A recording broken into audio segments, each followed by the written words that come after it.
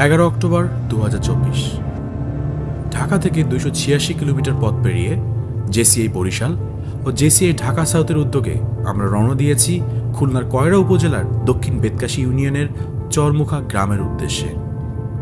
আমাদের যাত্রা শুধুমাত্র একটি গন্তব্যে পৌঁছানো নয়, বরং সুন্দরবনে বাঘের আক্রমণে বিধবা হয়ে যাওয়া সেই নারীদের কাছে পৌঁছানোর, যাদের জীবন শুধু দারিদ্র্য আর সামাজিক কলঙ্কে আবর্তিত হওয়া ছাড়াও মানসিক ট্রমার চাদরে আচ্ছন্ন।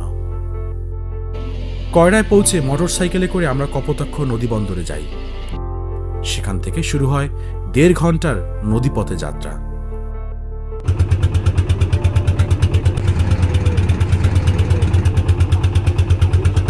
ট্রলারে উপকূলীয় মানুষের জীবনযাত্রার এক নিঃশব্দ চিত্র আমাদের চোখে ধরা পড়ে।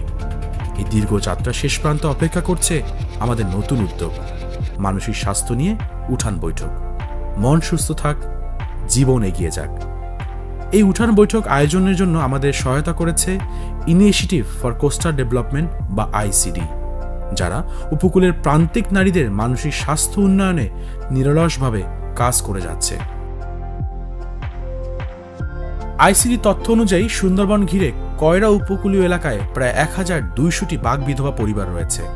এর মধ্যে কয়রার দক্ষিণ বেতকাশী ইউনিয়নের চরমুখা গ্রামেই প্রায় 150টি পরিবার রয়েছে, যারা বাঘের আক্রমণে প্রিয়জনকে হারিয়েছে। চরম দারিদ্র্য ও মানসিক ট্রমায় আটকে থাকা এই নারীদের জন্য আমরা 12 জনকে নিয়ে একটি মানসিক স্বাস্থ্য বিষয়ক উঠান বৈঠক আয়োজন করি। যে সময় আমার স্বামী বাধা দিল বাগদা ধরতে, সেই সময় আমার স্বামী যখন বনে পড়িতে সেরকম 3টি বাচ্চা ছোট ছোট, তখন বাচ্চা কোটা মানুষ করতে খুব কষ্ট হয়েছে আমাদের।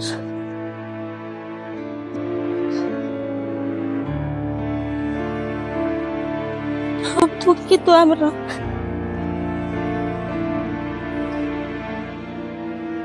লোকের কিচ্ছু করে খায়নি, কিছু করে এই যে একটা দাঁত মেটিল আর এই যে একটা দাঁত, এইভাবে আমার ছবি ধরে। স্বামী যদি না থাকে, মনে করেন নাকেরটা নাক খুলছিল, বুঝছেন, কয় কি তোমার স্বামী নেই, তুমি নাক ফুলটা নাকে দিয়ে দেখিস, নাক ফুলটা খুলি ফেলাইছি, ভালো তো যেটা শাড়ি পরি, বুঝছেন, কয় কি স্বামী নেই, তোমরা এই ভালো শাড়ি পরো কেন, তোমার জিনিসটা কেটে দে। আজকে শুনছি মানে কিন্তু কাটানোর পরে 2 দিন পরেও শুনেছি, তাই এই জিনিসটা পরে নিয়ে ঠিক দিস। আজকে আপনার সামনে আসি বলে জিনিসটা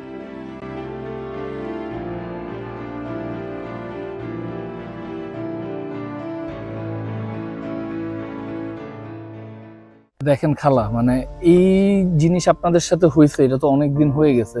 সমাজে আশেপাশের মানুষজন অনেক কথাই বলবে, অনেকভাবে আপনাদেরকে হেয় করার চেষ্টা করবে, কিন্তু আপনাদের হয়তোবা ছেলে মেয়ে, এখন হয়তোবা অনেকের নাতি পুতিও হয়ে গেছে। তো তাদের দিকে তাকে নিজেকে ভালো রাখতে হবে। নিজে যেভাবে ভালো রাখতে পারেন, আশেপাশের মানুষজন অনেক কথা বলবে, অনেকভাবে আপনাদেরকে হেয় প্রতিপন্ন করার চেষ্টা করবে, কিন্তু এগুলাই আমরা মনোযোগ দিতে পারবো না, এগুলো আমরা শুনবো না কখনোই। দিন শেষে আপনার জীবন আপনারই। কেউ যে চলে গেছে, আপনি 3 দিন কাঁদতেছেন, 1 মাস কাঁদতেছেন, তারপর কি কাঁদেন? তাহলে আপনাকে চালানো লাগতেছে না? আপনার সন্তানদেরকে ভরণ পোষণ বড় করা আপনাদেরকে করতেছে না? হ্যাঁ, তো সামাজিকভাবে কে কি বলবে সেটা থেকে পিছনে থেকে সামনের দিকে আগায় যেতে হবে। মন সুস্থ থাক, জীবন এগিয়ে যাক 1.0 এটি হচ্ছে জেসিআই বরিশাল এবং জেসিআই ঢাকা সাউথের একটি যৌথ উদ্যোগ।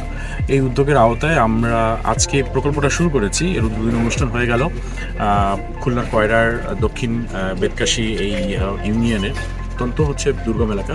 এখানে আমরা আজকে 12 জন বাঘ বিধবা নারীদের সঙ্গে হচ্ছে মানসিক স্বাস্থ্য বিষয়টি সেশন করেছি এবং আমাদের প্রকল্প চলমান থাকবে এবং আমরা আগামীতেও হচ্ছে এই ধরনের সেশন চলমান রাখবো এবং বিভিন্ন ভালনারেবল যারা কমিউনিটি তাদের সঙ্গে আমরা আজকে মানে আগামীতে এই প্রকল্পের হচ্ছে কার্যক্রম চলমান রাখবো বলে আমরা আশাবাদ ব্যক্ত করছি। এই উঠান বৈঠকের মাধ্যমে আমরা চেয়েছি এই বাঘ বিধবা নারীদের জীবনযাত্রায় কিছুটা আশার আলো ছড়িয়ে দেওয়া, তাদের মানসিক স্বাস্থ্যের যত্ন নেওয়ার প্রয়োজনীয়তা তুলে ধরা। আমাদের এই ছোট্ট প্রচেষ্টা যদি তাদের জীবনে কিছুটা পরিবর্তন আনে, তবে সেই পরিবর্তনই হবে প্রকৃত অর্জন। মন সুস্থ থাক, জীবন এগিয়ে যাক, এই বার্তা নিয়েই আমরা ফিরে আসি ভবিষ্যতের নতুন যাত্রার অপেক্ষায়।